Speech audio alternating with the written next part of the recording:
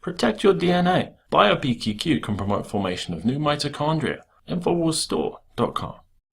I want to thank the listeners and viewers of Infowars. And on this Thanksgiving and this Black Friday that's coming up, we're going to extend free shipping store-wide to people specifically that have the promo code FREE.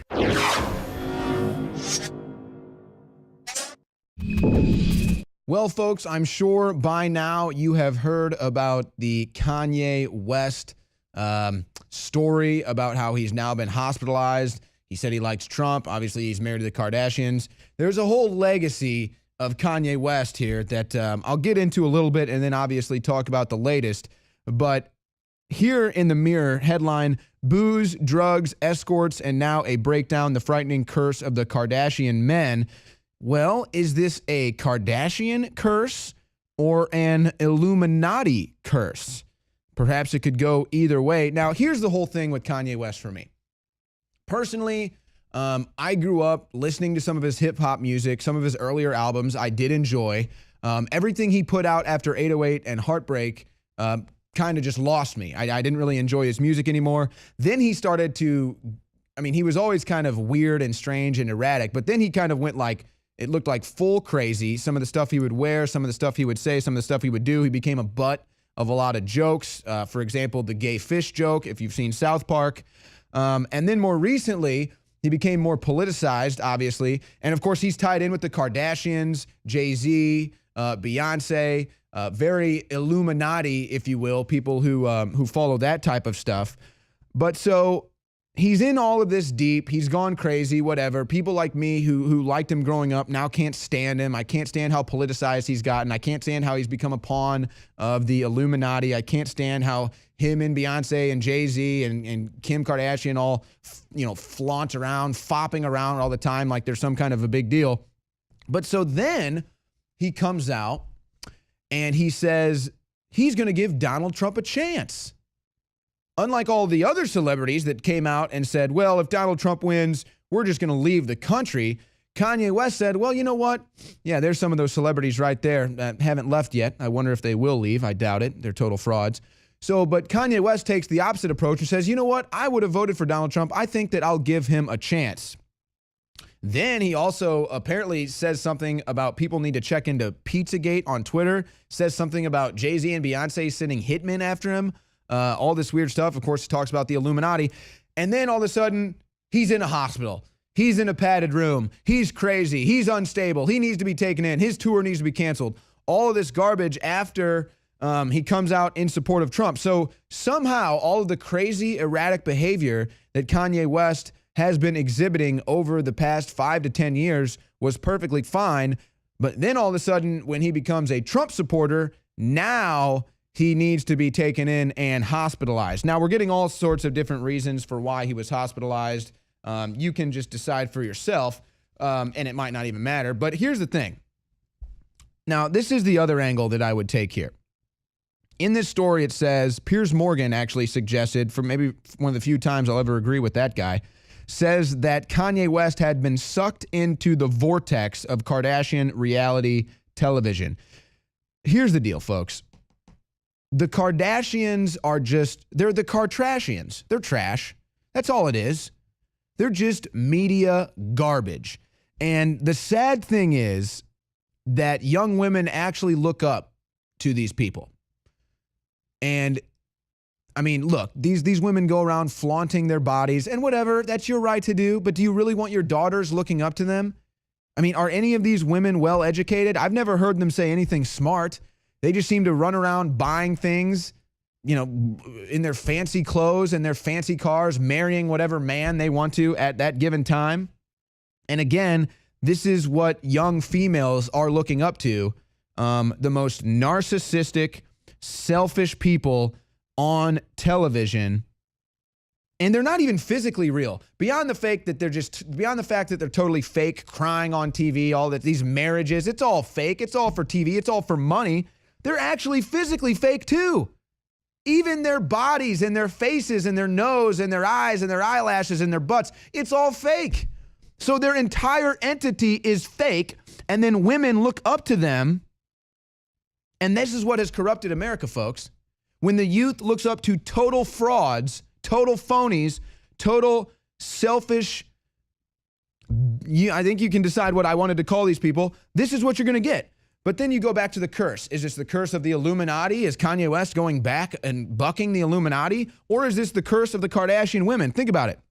Kim Kardashian, you had Chris Humphries. That marriage lasted less than what? She decided she wanted to end that marriage before they even got married, I think. Lamar Odom, we saw what happened with him. He ends up in a hospital, just like Kanye West. And let's not forget about Bruce Jenner. Look at what happened to Bruce Jenner. He's not even sure what sex he is now. I'm still not sure. So this is what the Kardashian women do to the men who come into their lives. Imagine what they could be doing to the hearts and minds of young females that look up to them.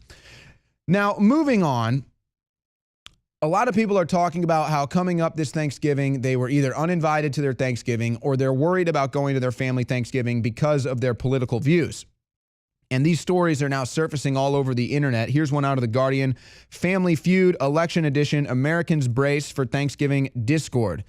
Now, here's the thing, and I can only speak for my family, but my family pretty much has discord no matter what at dinner. I mean, you can imagine my family, folks. You know me well enough to know I enjoy a heated debate. I didn't come up with that on my own. But here's the thing.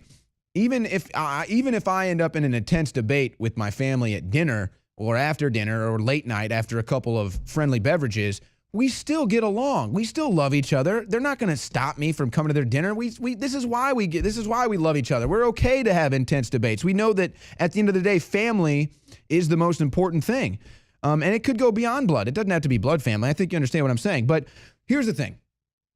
Just get along with your family over Thanksgiving, folks. The family in this country is being torn apart. This is something that Alex Jones has been talking about for a long time, and we're really starting to see it and feel it now. And this is what the establishment wants. The establishment wants families broken apart. They don't want families to come together over, true, meaningful moments. And whatever you think about Thanksgiving, can't we just come together and all be thankful that we even get the right to vote? Can't we come together and be thankful that we live in a country where we're allowed to have a heated political discussion over dinner? I mean, some countries you do that, you're going to end up taken away. So there's a lot of things for us to be thankful for. And just because we don't get along on policy doesn't mean that we cannot still get along at the dinner table. But here's the thing about it. And here's a story out of the Washington Post. After America's election, there are two Americas now. And so this is the problem. Obviously, because of the polarization of this last presidential election, it really is tough to see the other's perspective, where I'm a Donald Trump supporter. You've heard what the things I've said about Hillary Clinton. How can I possibly think that somebody that would vote for Hillary Clinton has a sound mind, right? So I understand where it's coming from. But nonetheless, we have to put these differences aside and still be able to love one another. But this is what they talk about in the Washington Post when they say two Americas. America divided, waves of protest after Trump's election. And it goes on in this story to talk more about how there's, it actually gets really into detail, talking to people. I won't bore you with that detail here. You can go look at it for yourself. It's actually kind of enlightening how people are feuding with their family now going into Thanksgiving because of the results of the election. And again, I would say this. We hear all this talk about Obama's legacy. He wants to shore up his legacy. Everybody pretty much admits now that America is more divided than ever. In fact, we just had polls released on that, and the data says it's the highest ever as far as the polls are concerned. So what is Obama's legacy then? That's my question. Doubled the debt, more people on food stamps than ever before, and America divided more than ever before. But Barack Obama is going to sit here and talk about shoring up his legacy. The Democrats are going to sit here and campaign for Hillary Clinton, saying we need Hillary Clinton to carry on Obama's legacy. Well, what is Obama's legacy? Are you going to admit what Obama's legacy is now? Failed Obamacare?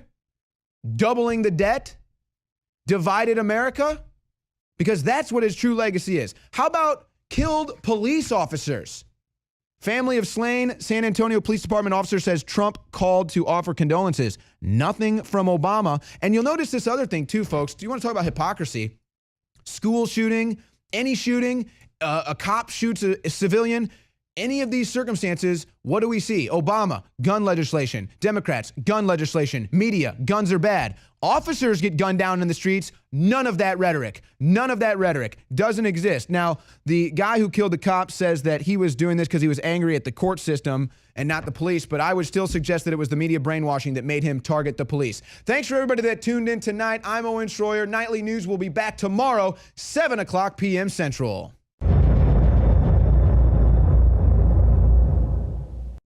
I want to thank the listeners and viewers of Infowars. We've changed the world. Even mainstream media admits that we're bigger than CNN, we're as big as Fox, we're bigger than the BBC, on Quantcast, you name it. I want to thank you all for your support. And on this Thanksgiving and this Black Friday that's coming up, we're going to extend free shipping store-wide to people specifically that have the promo code FREE. Some of the specials are as high as 50% on incredibly high-quality products like Silver Bullet Colloidal Silver. That's 50% off and free shipping. That is a loss leader at InfoWarsStore.com. Trump is My President shirt is about to sell out. It's limited edition. It is for sale at cost, $9.95, shipping included.